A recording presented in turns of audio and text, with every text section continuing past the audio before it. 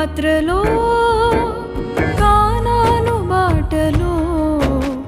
నే దాటలేని పర్వతములెన్నో ఎదురై నిలువగా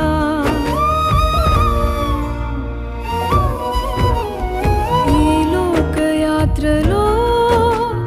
కానాను బాటలో నే దాటలేని పర్వతములెన్నో ఎదురై నిలువగా పిలిచిన స్నేహమా ఏర్పరచిన దయ